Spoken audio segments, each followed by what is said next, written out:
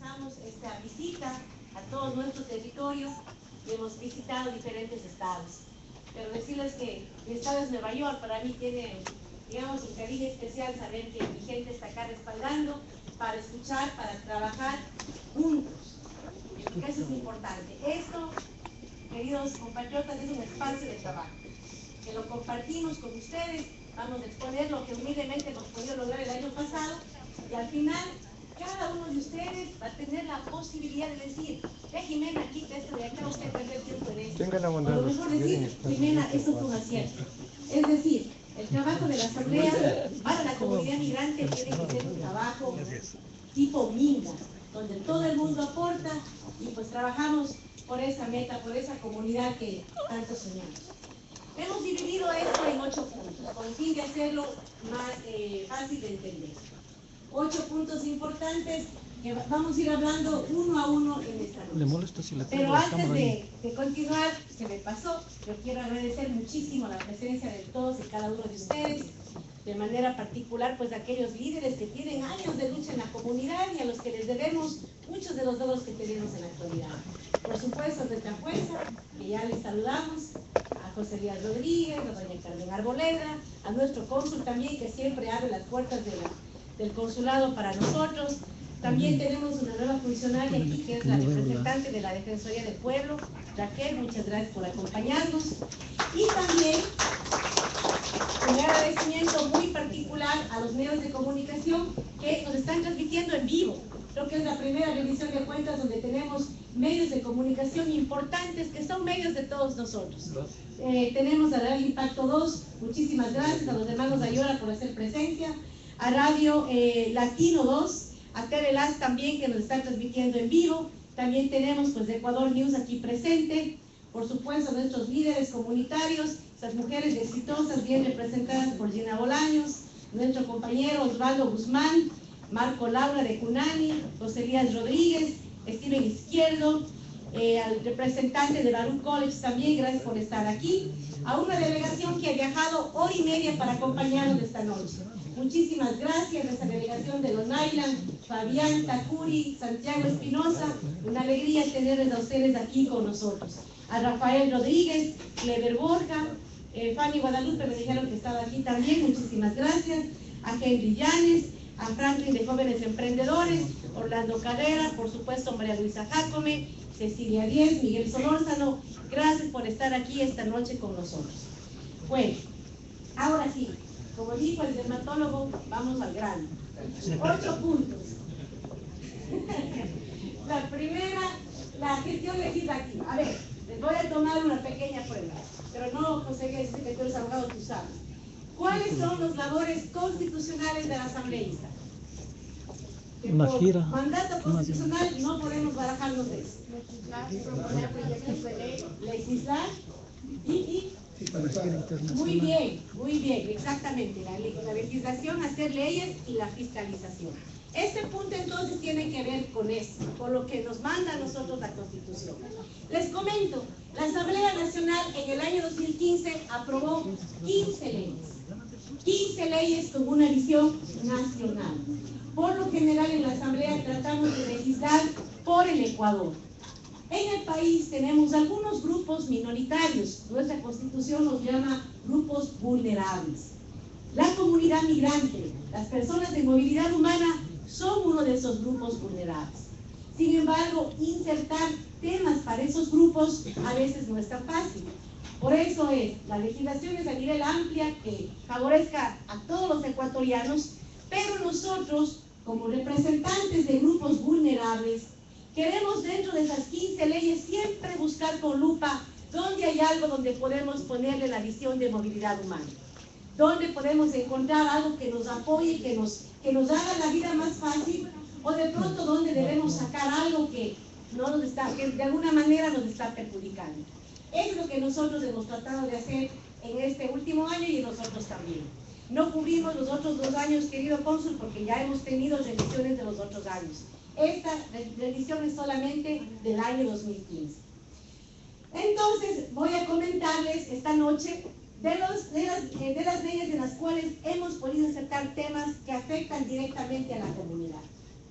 porque si hablamos de las 15 a veces no son tan relevantes para nosotros, entonces vamos a enfocarnos en las cosas que realmente van a afectar nuestra vida de alguna manera. En el Código Orgánico General de Procesos que se aprobó el año pasado y que entra en vigencia en abril de este año, por ejemplo, pudimos hacer algo bastante innovador y me parece que es también algo de una primicia dentro de la región. Yo no sé si alguien de ustedes aquí ha tenido un juicio y si alguna vez ha tenido que hacer una declaración para que su abogado le entregue al juez. Yo no sé si hay alguien que a lo mejor en algún momento tuvo un juicio y tuvo que mandar su defensa, mandar su versión de los hechos a Ecuador para que un juez a la distancia tome un veredicto. Hasta ahora, ¿cuál era el procedimiento? Si usted le demandan, a lo mejor se está divorciando o alguna acusación, su abogado tenía que pedirle a usted, anda compañero o compañera al consulado, haz una declaración juramentada de tu versión, mándame por correo y esa versión yo le entrego al juez. Así es como se manejaba. El juez leía su declaración, si tenía alguna pregunta, alguna duda, se quedaba con la duda o tenía que nuevamente repetirse el proceso, decirle a su abogado usted al consulado, en fin, todo un trámite. Dentro de esta nueva ley, que cambia toda la aplicación del tema judicial, se establece un nuevo principio que se llama la oralidad. ¿Qué quiere decir esto de la oralidad? Que ahora, por ejemplo, el juez puede interactuar directamente con las partes, demandante y demandado. Dan su declaración, pueden hacer preguntas y el juez en ese momento da sentencia. Y la idea con la oralidad es que sea mucho más ágil el tema judicial, que no se amontonen los juicios. Pero, como ustedes entenderán, nosotros como migrantes, ¿cómo nos íbamos a beneficiar si estamos a la distancia? Nos íbamos a quedar fuera de ese beneficio que se establecía dentro de este marco legal. ¿Qué es lo que hemos hecho? Algo innovador, usar la tecnología.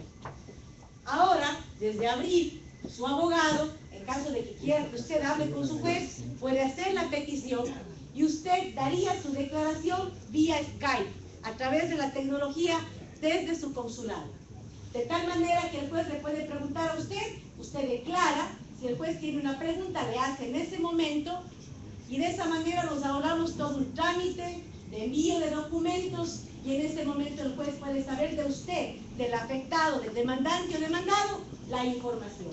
Y de esa manera nosotros también nos beneficiamos de la oralidad. Eso es algo que ya está y que entraría en implementación desde abril de este año. Es algo totalmente novedoso. El uso de la tecnología para la comunidad migrante, para que ustedes también tengan el beneficio de la defensa a través de la oralidad, que es un proceso mucho más ágil. ¿Qué más hemos realizado en el tema judicial? Por ejemplo, vamos a decir que a usted le están demandando, quieren divorciarse de usted. A usted no le han dicho, pero se quieren divorciar. Si la persona hasta ahora quiere hacer el tema más fácil, tiene que decir que no sabe dónde está. Porque en el momento que dice, sí, yo sé que está en Estados Unidos, tienen que citarle al consulado y eso demora mucho el proceso. Entonces, ¿qué es lo que hemos hecho para protegerle a usted? En caso de que alguien quiera hacerle un juicio y por conveniencia quiera decir que usted, que no sabe dónde está usted. Lo que hemos hecho es, por ejemplo, les cuento cómo es el proceso ahora. Vamos a decir un ejemplo, vamos a decir que don Marco se quiere divorciar de usted. Un ejemplo en Ecuador. Entonces la esposa le va y le dice, sí, no, yo me divorcio de Marco, el Marco, no quiero saber nada. ¿Sabe usted dónde está? No, pero a lo mejor cogió la remesa la vez anterior, pero no sabe dónde está el don Marco. El juez decía, muy bien, haz 3 citaciones, tiene usted que ir a los medios de comunicación y localizar al Marco. Y si después de esas 3 citaciones no hay nada, seguimos con el proceso. Va la esposa de don Marco y saca la citación en el periódico que nadie lee. Don Marco acá trabajando ni se entera. Ya saca las 3 notificaciones, el juez dice, ah, ya muy bien, ha cumplido con la ley, sigue el proceso. Llega don Marco a Ecuador, divorciado, sin casa, ya le han quitado el terreno, le han quitado la herencia y usted jamás tuvo chance de defenderse. ¿Cómo hemos tratado de parar esta situación que se puede dar? Entonces, en esta legislación ahora lo que hacemos es, por ejemplo, si alguien quiere decir que no sabe dónde vive la persona, va a tener que adjuntar un documento del Viceministerio de Movilidad Humana que diga que la persona no está registrada como migrante. Si usted se registró, si obtuvo su ID consular, si se registró para enviar su paquete a lo mejor, usted se está protegiendo también.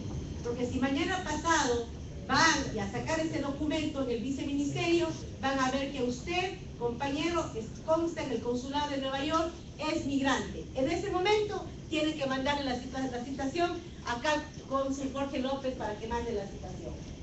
Jorge enseguida me llama Marco a la cuna y ve, Marco, te están demandando, te están divorciando de ti. Y Marco tiene ya la posibilidad de defenderse, de ver un abogado y de pelear el caso. Esa es la importancia de lo que hemos hecho en esta legislación. Otro tema también que se dio, en el tercer punto, se da también con una modificación que hubo en el Código Civil, artículo 129. En estas dos legislaciones lo que se hizo fue facilitar el tema de la homologación de sentencias. Y en algunos se pudo hacer fácil. No sé si ustedes tienen el caso, se han casado en Ecuador, experiencia migratoria, venimos acá por cosas de la vida, uno se divorcia, se vuelve a casar, no tiene hijos y demás. O sea, usted se divorció aquí, hizo su vida aquí, regresa a los 20 años, usted vuelve a Ecuador, va a la cédula, chuti, le sale casado. La mujer casi le medio mata ahí, ¿cómo es que estás casado acá? Me has engañado. Total, usted ya hizo un divorcio allá, pero allá en Ecuador nunca se divorció. ¿Qué es lo que pasaba hasta la fecha? Usted tenía que divorciarse en Ecuador de nuevo. Lo que pudimos hacer en ese tema es homologar de una manera sencilla, fácil, pero solamente para algunos casos. En los casos en los que usted no tiene hijos menores de edad en Ecuador, o no tuvo hijos, ahí usted puede divorciarse acá y vamos a poder homologar la sentencia en el consulado, para que usted no tenga que volver a divorciarse en su país de origen. Si hay niños menores de edad, ya no se puede, porque el Estado quiere asegurarse por el bienestar de esos niños ecuatorianos que están allá cuando usted se divorcia. Pero por lo menos, en casos donde no hay hijos menores de edad, usted va a poder divorciarse acá y homologar esa sentencia sin tanto problema. Se hizo un proceso mucho más expedito, más sencillo, ¿ya? Esos son los aportes que hicimos en esta legislación en particular, que como les mencioné, entra en vigencia en abril de este año. En esta ley, que es la ley que tiene que ver con el reconocimiento público del Estado en las áreas culturales, científicas y deportivas. ¿Qué es lo que pasa en esta legislación?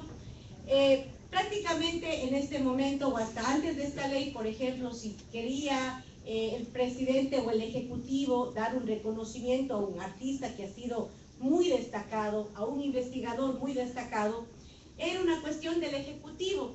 El presidente designaba quien tenía que recibir el reconocimiento, que incluía también una pensión vitalicia. Este proyecto de ley lo que intentaba hacer era que este proceso se dé a través de una comisión mucho más formal, a lo mejor evitar el uso clientelar de los reconocimientos y hacerlo a través de una comisión, una junta que evalúe los perfiles y que determine de una manera, digamos, más organizada el tema de entrega de reconocimientos. Sin embargo, cuando recibimos el proyecto de ley en este momento, no tenía visión de movilidad humana, es decir, no especificaba que esto era también para los ecuatorianos que vivimos fuera. Ustedes me dirán, los abogados, sí, pero la Constitución ya dice que tenemos los mismos derechos y obligaciones. Es correcto, pero a veces, cuando se presta a interpretaciones, podría interpretarse que no. Por eso nosotros preferimos dejar clarísimo en la ley que es para los ecuatorianos dentro y fuera del país. Con eso no hay, digamos, espacio nada, sabemos que estamos incluidos y también lo que hicimos aquí fue eliminar algunas trabas que de alguna manera pueden excluirnos. Porque por mucho que diga, sí, los ecuatorianos dentro y fuera del país, pero hay un requisito que le obliga, por ejemplo, al migrante a continuar con una labor de investigación y de exposición de su arte, por ejemplo. Por obvias circunstancias, nosotros sabemos cuál es nuestra realidad migrante. Por falta de fondos, por falta de dinero, a veces de conexiones, uno no tiene la posibilidad de mantenerse haciendo la labor en esa rama específica, por obvias circunstancias. Aquí hemos tenido grandes talentos que por diferentes razones no han podido mantener ese trabajo continuo. Entonces lo que hicimos fue decir que eso sea una exigencia solamente cuando sea posible.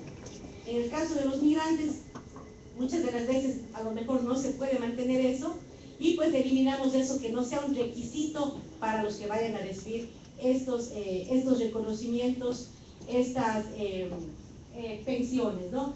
Entonces aquí, como les dije, nuevamente insertamos la visión migrante, asegurándonos de que contamos aquí dentro de esta ley. Otra ley también que importante es la ley de gestión de identidad y datos civiles. Nosotros en este momento podemos obtener documentos del registro civil. Los que hemos estado aquí más años sabemos que cuando usted quería tener un documento hace 10 años, usted tenía que rogar a la mamá, al hermano, al vecino, que leyendo a sacar el documento.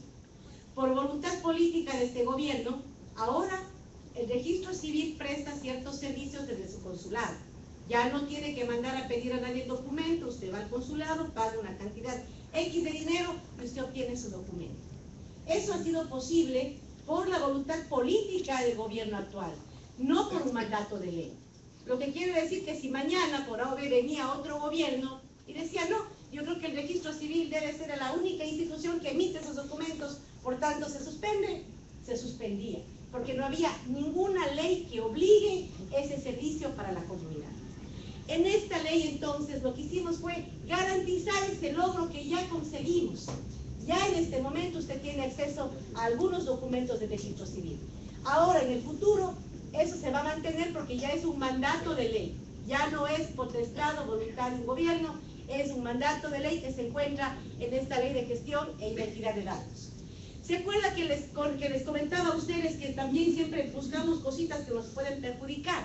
Por ejemplo, en esta ley se establece que si usted no renova su cédula, inmediatamente va a tener una multa.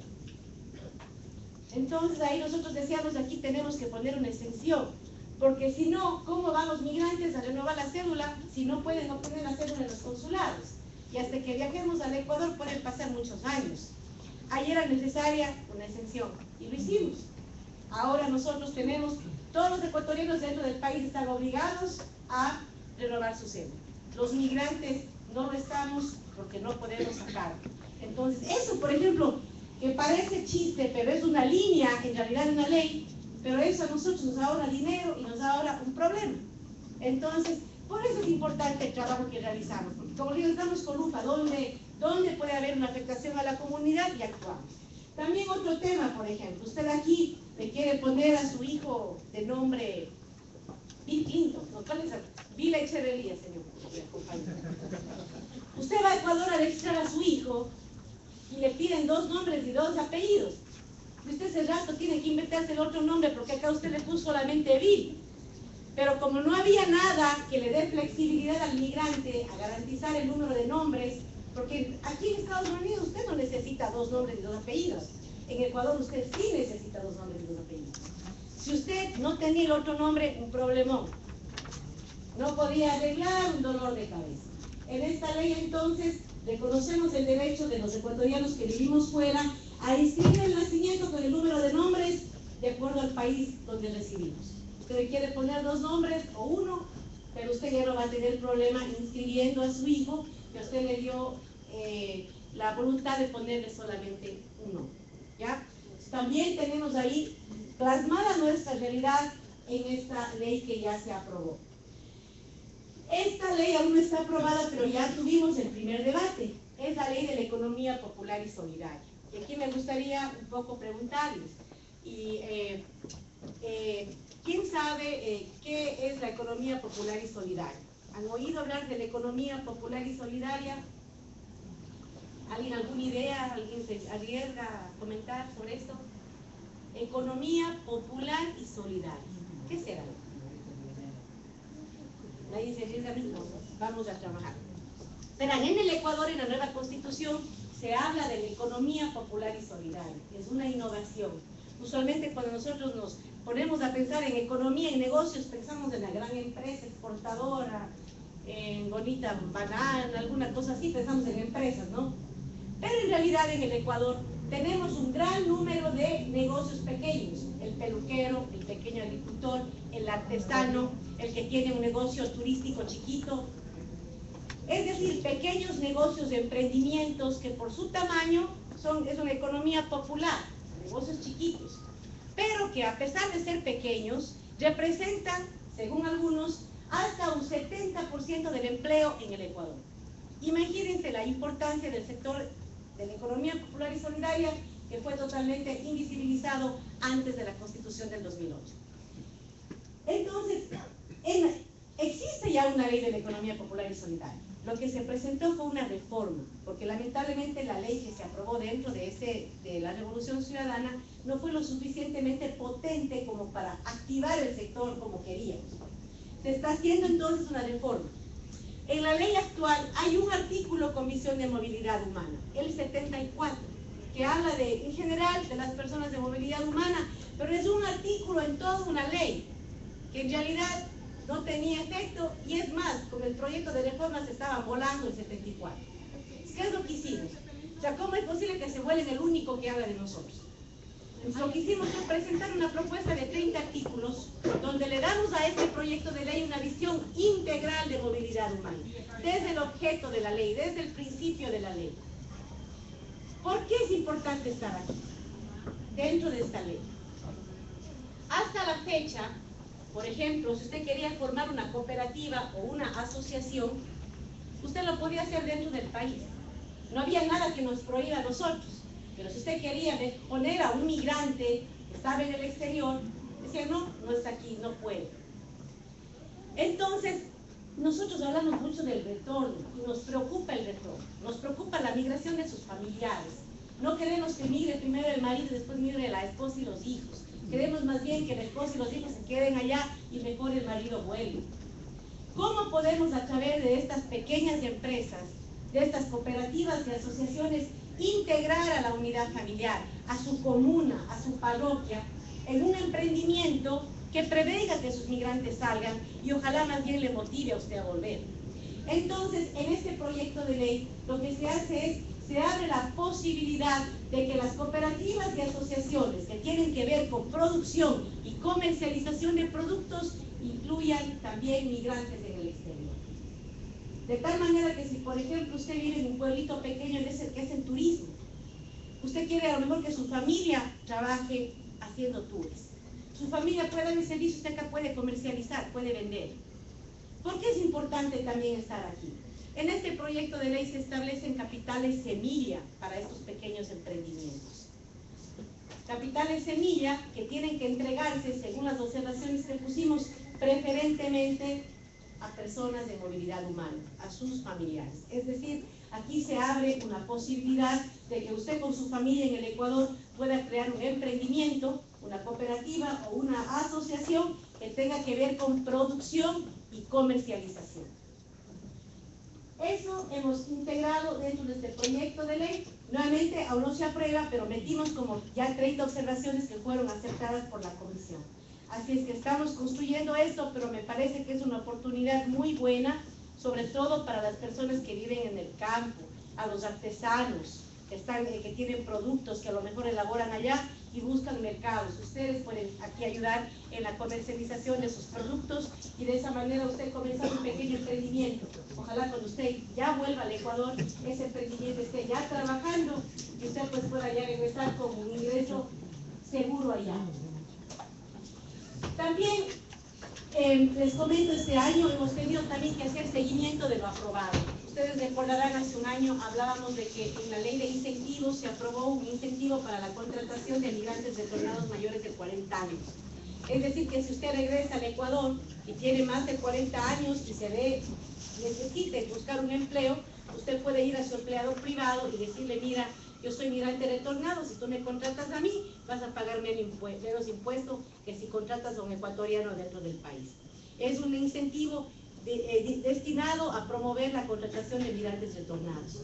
Pero tuvimos que estar cercanos, pese a que ya estuvo aprobada la ley, trabajamos en el reglamento, porque aunque estaba en ley, no había la agilidad por parte del SRI de trabajar en el reglamento para que se implemente. Tuvimos que trabajar con el SRI también de la mano con el viceministerio para asegurarnos que el reglamento se aprobaba de manera ágil y pues ustedes pueden ya, los empleadores más que nada pueden comenzar a percibir el incentivo si contratan a migrantes retornados mayores de 40 años. También dentro del tema legislativo presentamos el proyecto de ley de movilidad humana. Ustedes saben que era una legislación que es una bandera de lucha de ustedes, de nuestra comunidad por algunos años. Finalmente está ya en la Asamblea Nacional, esperamos darle actividad. Recordarán ustedes que trabajamos con ustedes en agosto y leímos los capítulos más importantes de la ley, hicimos talleres y demás, tenemos ya todas las observaciones. Y esa socialización, ese debate interno comunitario que tuvimos, me han dado a mí ya la pauta para saber qué es lo que yo tengo que defender en la Asamblea Nacional. Es decir, todas esas reuniones, esos aportes, nosotros tenemos ya sistematizado con observaciones directas en el articulado que reflejan sus preocupaciones. Y esas serán las ideas fuerza que esta servidora defiende en el Pleno y son aportaciones que nacieron directamente del seno de la comunidad.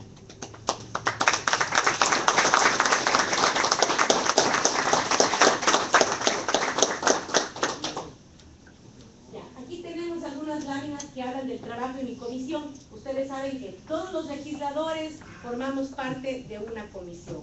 Yo estoy en la Comisión del Económico, que es la encargada del presupuesto, de aprobar las proformas presupuestarias. Así es que hemos tenido muchas reuniones dentro de mi comisión también. No las voy a mencionar de ninguna, más bien sigamos avanzando. La otra parte es la fiscalización, ¿no es cierto?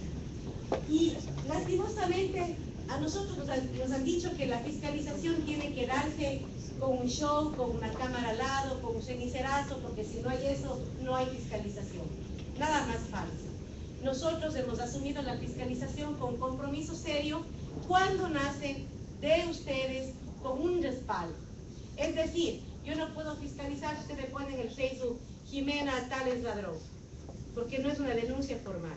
Ahora, si usted me manda una carta y me dice, asambleísta, tal persona está robando, este es mi nombre, esta es mi firma, yo doy fe de lo que estoy diciendo, ahí sí es otra cosa, yo estoy obligada a pedir información.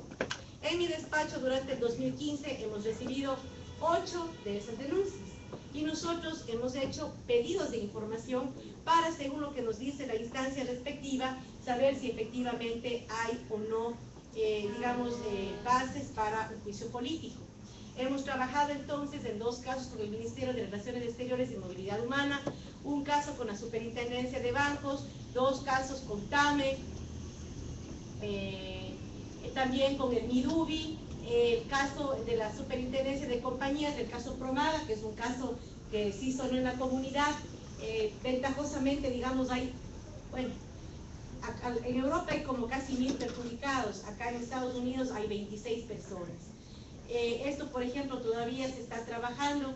Se trata de una empresa que vendió propiedades a nuestra comunidad. La empresa estaba en problemas económicos y estaba ya en liquidación. Sin embargo, esta empresa seguía promoviendo negocios y seguía cobrando a los migrantes de las cajas. Pues tuvimos que trabajar de la mano también con la Defensoría del Pueblo, con el Ministerio de Relaciones Exteriores y Movilidad Humana. Mandamos una alerta a través de los consulados a la comunidad, porque lo más preocupante era que nadie se enteraba acá que la empresa estaba en problemas. Y ahora sabemos que se está reactivando, pero a nosotros nos preocupa que esta empresa se reactive sin una lista de cuáles son los clientes migrantes que les dieron el dinero. Eso es lo que nos preocupa, porque esta empresa puede liquidarse. Si su nombre está como cliente perjudicado, usted tiene chance a recuperar algo. Pero esta empresa no había inscrito ni un solo migrante como cliente.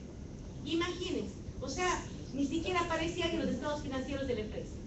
Entonces nos íbamos a quedar fuera de la liquidación.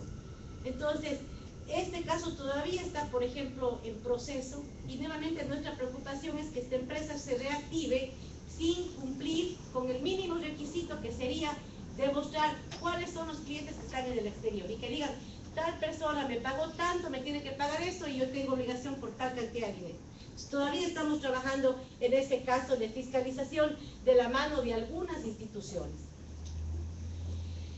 Ya, El año pasado también, dentro de nuestra labor, tuvimos el gran honor de ser parte de la delegación del presidente. Estuvo acá en noviembre y pues con orgullo les comento que el presidente en las Naciones Unidas estuvo hablando de migrantes, estuvo hablando de movilidad humana, estuvo visibilizando nuestra problemática. Creo que es importante reconocer eso como un importante espacio dentro de nuestro año legislativo que pasó.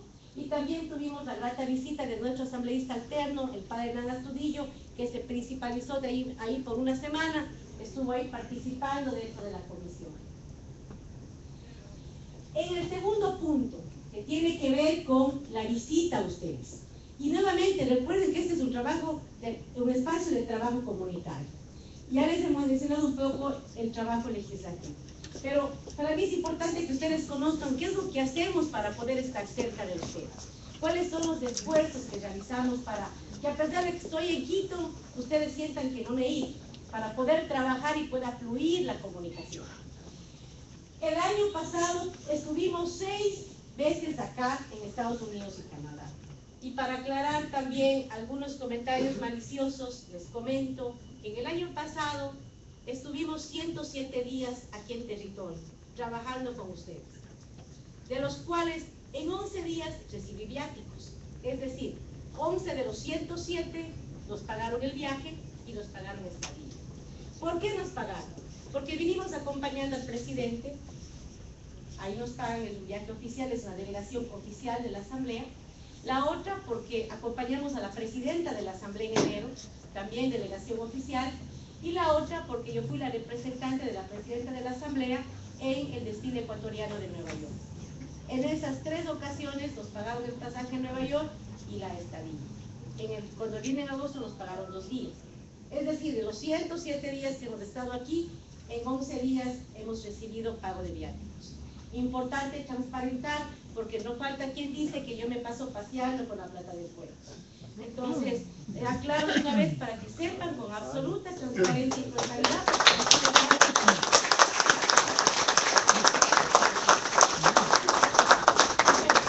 En estos viajes de trabajo les comento, bueno, no es que vengo solo a este espacio es el más importante probablemente, pero tratamos de visitar al mecánico de mi barrio, a la gente, a las organizaciones donde me invitan, yo caigo.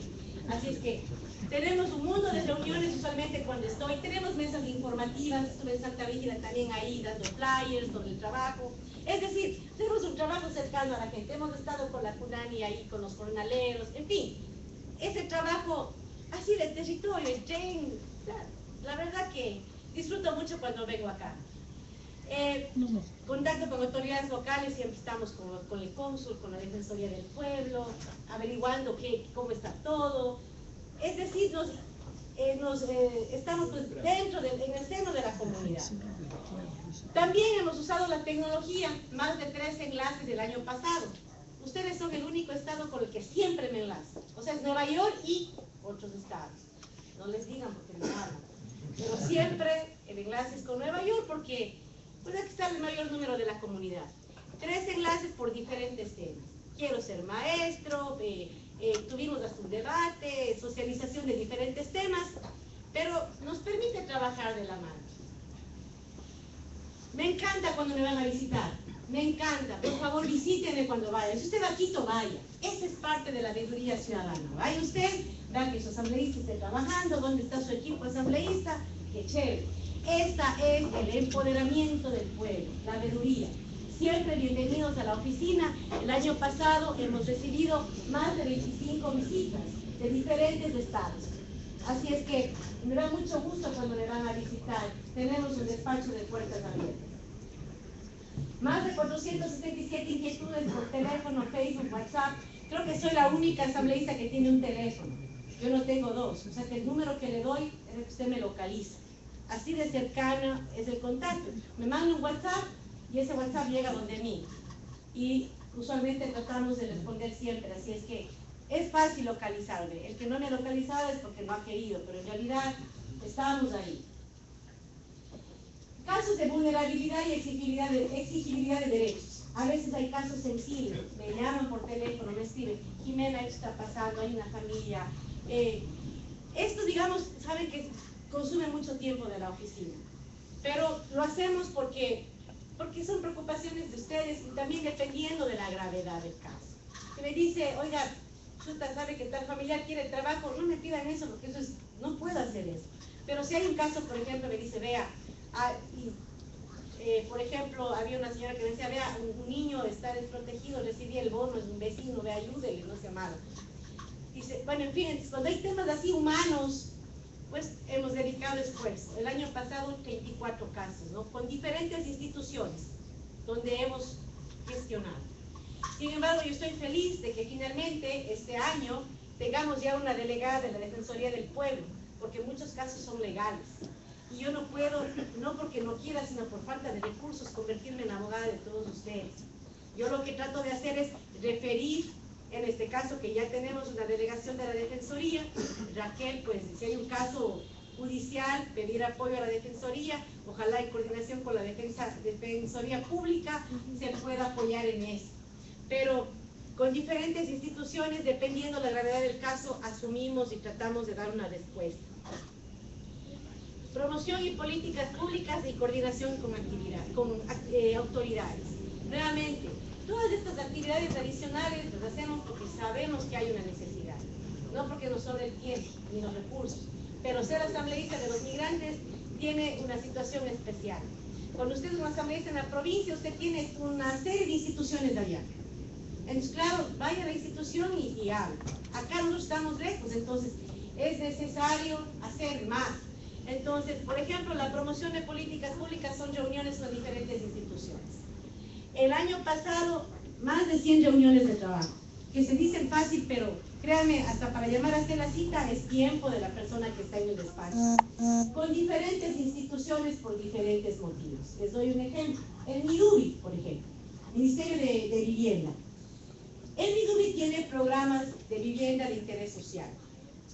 Es decir, que si usted quiere una casa, no tiene casa y quiere aplicar una casa del Estado, que es una casa pequeña, no vaya a creer que es una casa con piscina, son unidades pequeñas, póngale ahora la casa es de $40,000.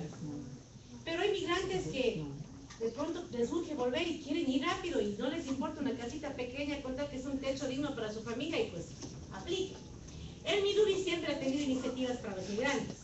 Pero cuando nos acercamos al MIDUBI dijimos, ¿y cuántos migrantes han accedido? Y no había migrantes que habían accedido. Decimos, ¿pero por qué? Si hay el beneficio. Y nos dimos cuenta en el reglamento de que a veces en los reglamentos hay cosas que nos limitan. No porque nos quieran perjudicar, sino simplemente porque por nuestra realidad no son aplicables. Juanito, no te duermas. Les comento algo, por ejemplo.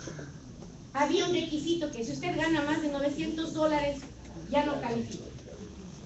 Entonces, saben que aquí un migrante gana $400, no porque sea la plata, sino porque es el salario mínimo. Y ustedes saben que vivir con $400 a la semana, pagar renta, comida, remesa, estamos con las justas. Entonces, vea, había el beneficio, había la voluntad, había la política, pero el reglamento, por falta de conocimiento, no calificaba nada. Por ejemplo, ahí también pudimos, a través de estas reuniones, identificar el problema y hemos eliminado ese requisito del reglamento. Solamente para los migrantes no hay requisito de ingresos si usted quiere comprar una casa de interés social, hasta $40,000. Nuevamente, si usted no tiene casa, usted ya tiene una casa de 3 pisos, no aplique para eso, porque no es para usted, es para una persona que esté en necesidad, que quiere una casa de hasta $40,000, puede aplicar. ¿Ya? Y no es que usted puede pedir en cualquier lado, solamente son proyectos de desarrollo social. Si tiene una casita en ese proyecto, pues puede aplicar. Ya no hay ese limitante que antes teníamos. Entonces, se da cuenta cómo toca ir y ver, identificar, y eso toma tiempo.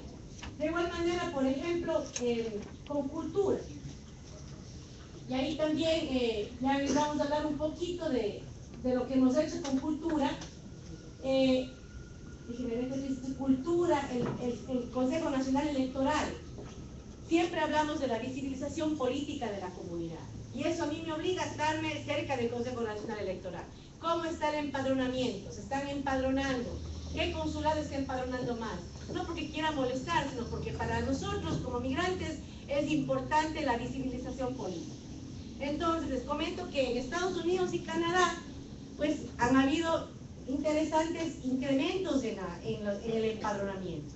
En Nueva York tenemos como 31.000 empadronados, en Nueva Jersey como 28.000, en Connecticut casi 10.000, y así estoy muy pendiente de eso, viendo cómo crece el empadronamiento, porque esa es nuestra visibilización política. También me voy de vez en cuando al Consejo Nacional Electoral, estamos gestionando un recinto para Long Island, estamos pendientes con eso, identificando en Orlando también otro, porque tienen que viajar 5 horas a votar en Miami, en fin, trabajando siempre viendo cómo podemos hacerles la vida más fácil.